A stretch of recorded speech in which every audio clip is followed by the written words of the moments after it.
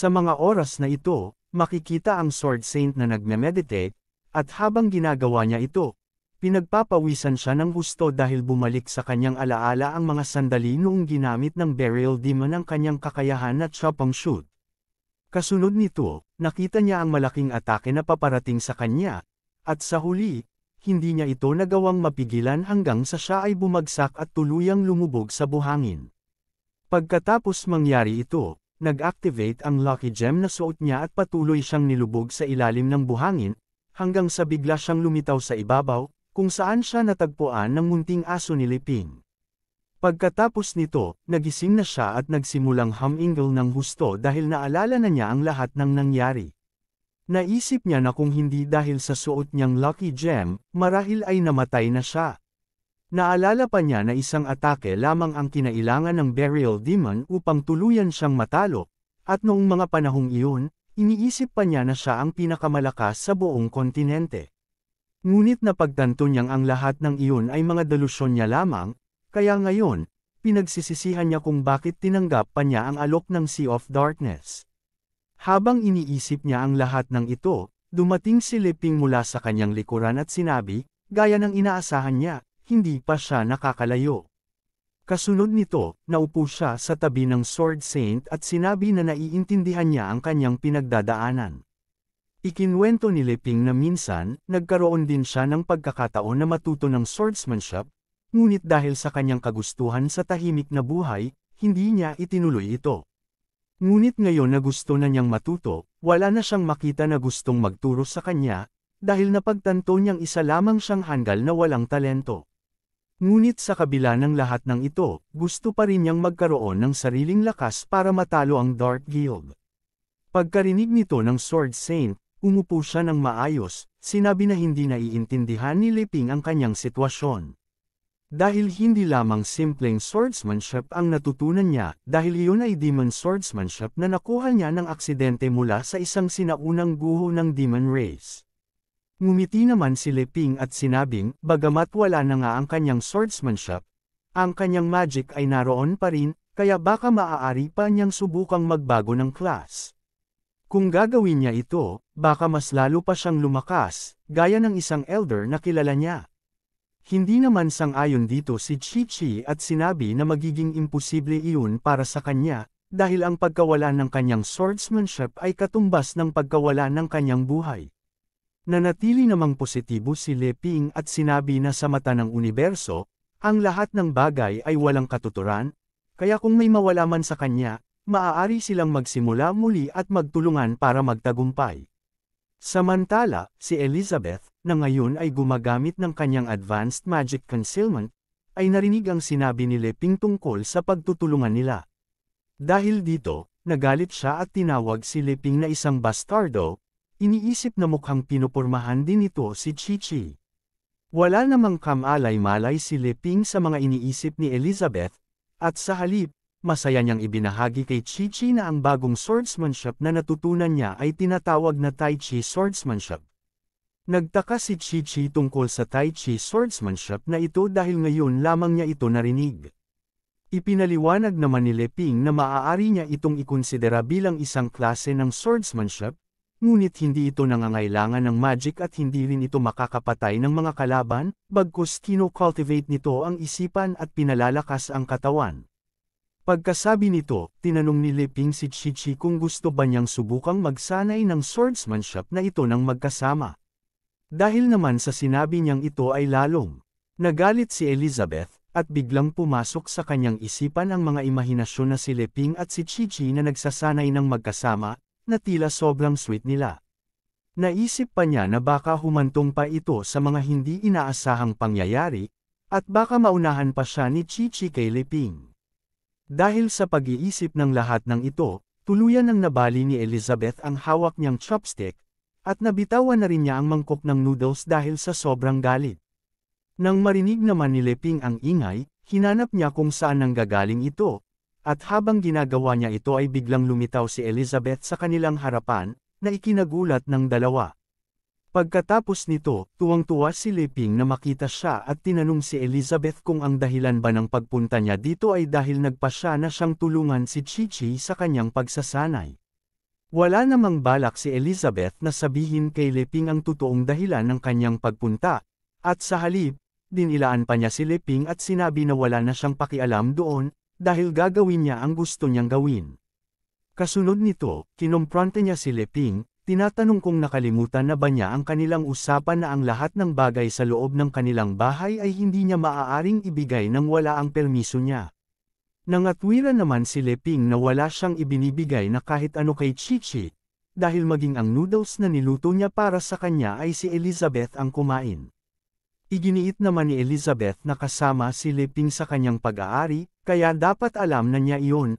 Sumang-ayon naman si Leping, dahil alam din niya na gusto lamang tumulong ni Elizabeth, kaya kahit ano ang sabihin niya ay okay lang sa kanya.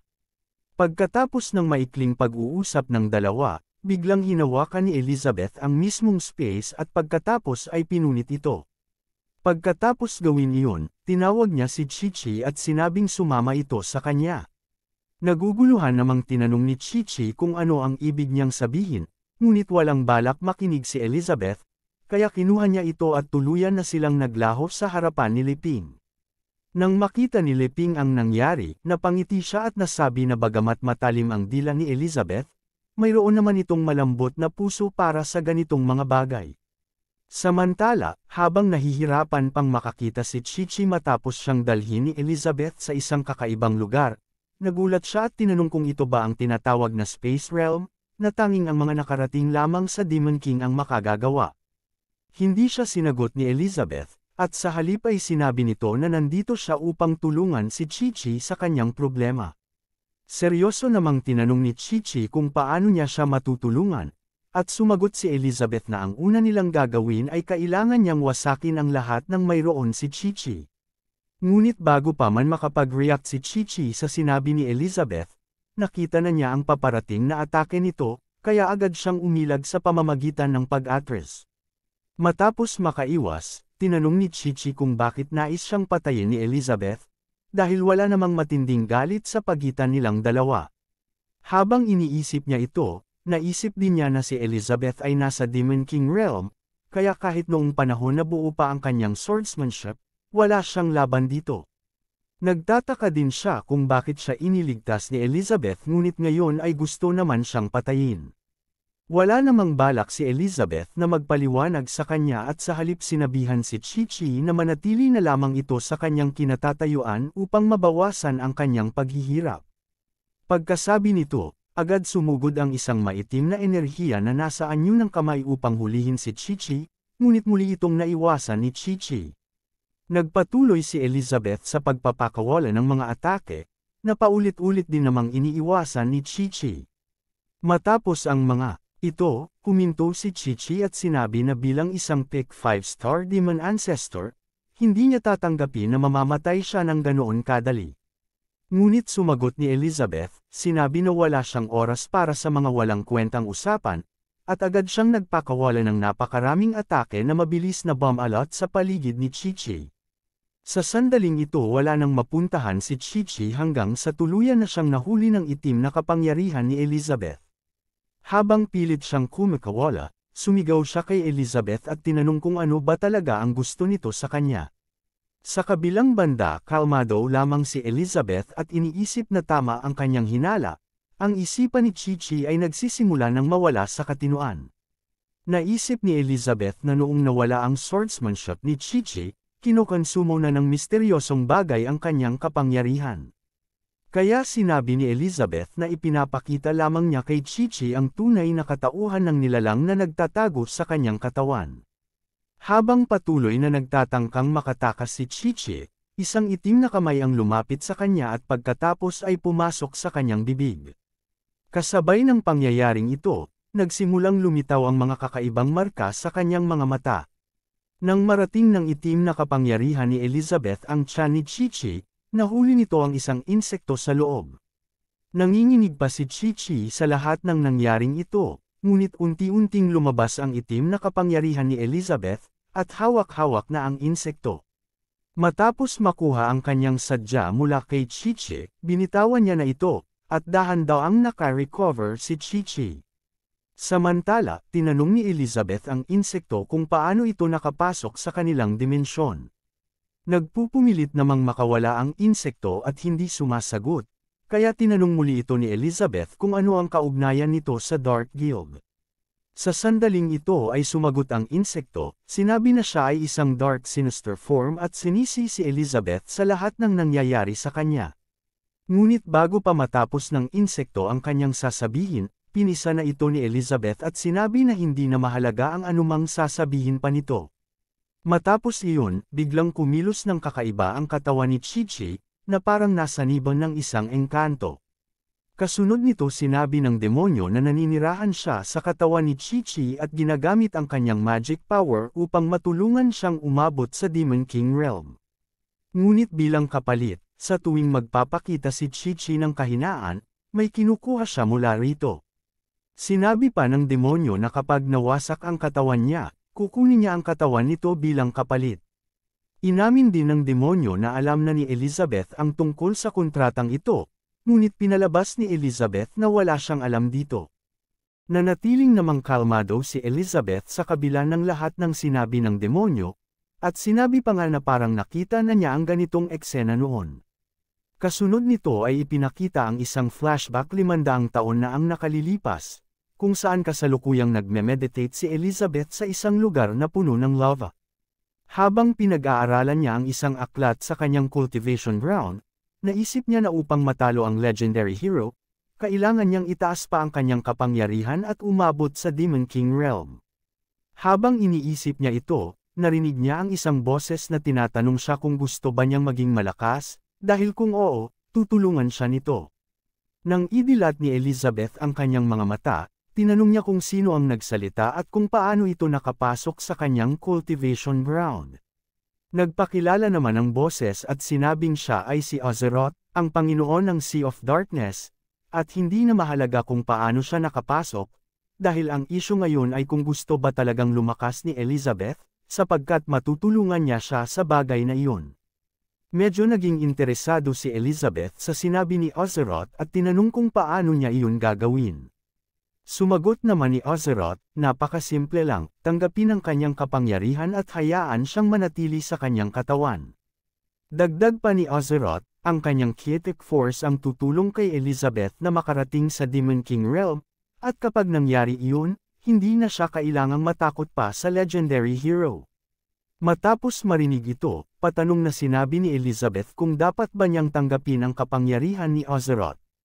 Pagkasabi naman nito ay biglang lumitaw sa kanyang mata ang marka ng isang bituin, at sinundan ng pagtawa ng demonyo, sinasabing tama ang naging pasya ni Elizabeth na tanggapin ang kanyang kapangyarihan. Ngunit, sa pagkagulat ng demonyo, biglang hinuli siya ni Elizabeth at tinanong kung sino ang nagsabi na natatakot siya sa legendary hero, sabay tawag kay Azeroth na isa lamang maliit na insekto na naninirahan sa ibang dimensyon. Nang mapagtanto ng demonyo na naisahan siya ni Elizabeth, sinabi nito na ginamit lamang siya ni Elizabeth upang makita ang kanilang mundo. Sinabi pa si Azeroth na kung papayagan niya siyang manatili sa katawan ni Elizabeth at gagamitin niya ang kanyang kinetic force, makakapasok na agad siya sa Demon King Realm at pag nangyari na iyon ay magagawa ng isuppress ni Elizabeth ang demonyo sa loob ng kanyang katawan, at hindi na magiging banta para kay Elizabeth. Ngunit sinabi naman ni Elizabeth na mananahimik lamang ang demonyo pansamantala, at kapag nakaharap na niya ang legendary hero, doon niya kukunin ang pagkakataon upang kunin ang lahat ng mayroon ang siya, pati na ang kanyang katawan, at iyon ang kanyang pangunahing layunin. Nang maunawaan ng demonyo na nalaman na ni Elizabeth ang kanyang plano, sinabi nito na kahit kaunti pa lang ang nakukuha ni Elizabeth na kinetic force mula sa kanya, nabuo na ang kanilang kontrata. At kung i-reject ito ni Elizabeth ngayon, magiging masama ang resulta nito para sa kanya. Matapos ang mga salitang iyon, tuluyan ng kinuha ni Elizabeth ang demonyo sa kanyang kinaroroonan, at sinabi na noong tumingin siya sa mundo ng demonyo, nagawa na niyang makapag-absorb ng sapat na kinetic force. Tinanong naman ng demonyo kung hindi ba natatakot si Elizabeth sa mga ginagawa niya, at kung sinusubukan ba niyang gulangan siya sa paggawa nito. Ngunit imbes na sagutin ito, ibinato ni Elizabeth ang demonyo sa kumukulong lava, saka sinabi na ang kinetic force nito ay magagamit lamang niya para lokohin ang mga mahihina. Nang bumagsak ang demonyo sa kumukulong lava, nagsimula itong magpanik at tinanong si Elizabeth kung seryoso ba ito sa ginagawa niya, dahil nabuo na ang kanilang kontrata, at kung mamamatay ang siya, mararanasan ni Elizabeth ang matinding backlash nito. Ngunit sinagot ni Elizabeth ito na hindi mamamatay ang demonyo, dahil ikukulong lamang niya ito doon at gagamitin ang kanyang sariling kakayahan upang maging Demon King. Kapag nangyari na iyon, gagamitin ni Elizabeth ang naabsorb niyang kinetic force mula sa demonyo at gagawin itong sarili niyang kapangyarihan, kaya mawawalan na ng bisa ang kontrata. Habang unti-unting lumulubog sa lava ang demonyo, sinabi nito na masyadong garapal si Elizabeth dahil nakuha niya ang kanyang kapangyarihan ng walang kapalit.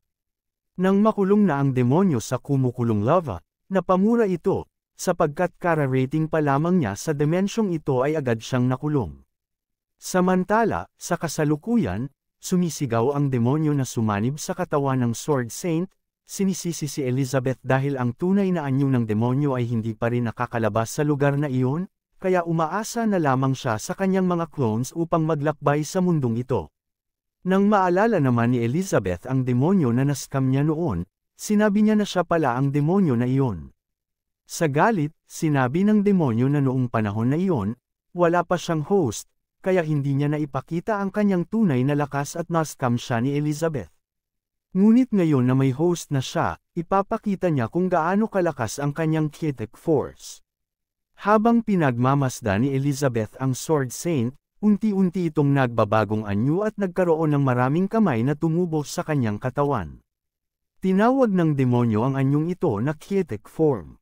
Kasunod nito, nagsimula itong eporma ang kanyang mga kamay, at habang ginagawa ito, nag-iipon siya ng kanyang kapangyarihan. At sa isang nakakatakot na ngiti, sinabi ng demonyo na dahil sa top-grade swordsmanship ng bagong host nito at sa tulong ng kinetic force, hindi nakapanipaniwala ang kanyang kapangyarihan. Matapos sabihin ito kay Elizabeth at sinabi niyang oras na para mamatay ito, kasunod nito ginamit ng demonyo ang kanyang kakayahan na kinetic arrow of destruction.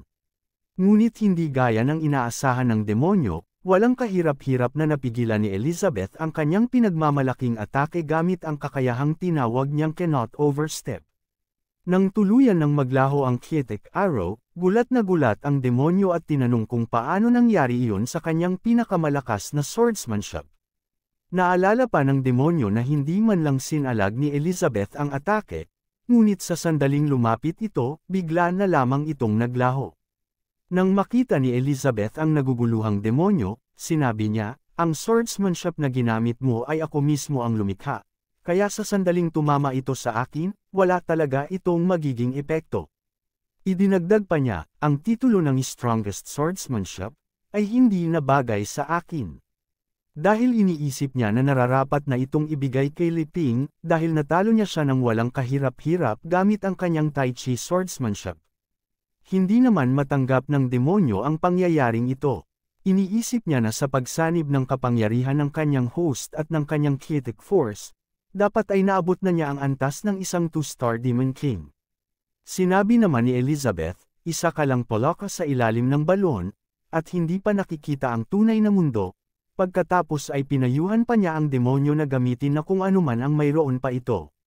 Matapos marinig iyon, biglang tumalon pa atras ang demonyo at habang tumatakbo palayo, sinabi niya, maghintay ka lang, babalik ako. Nagtatangka na pala itong tumakas, iniisip na hindi niya muna kakalabanin si Elizabeth ngayon.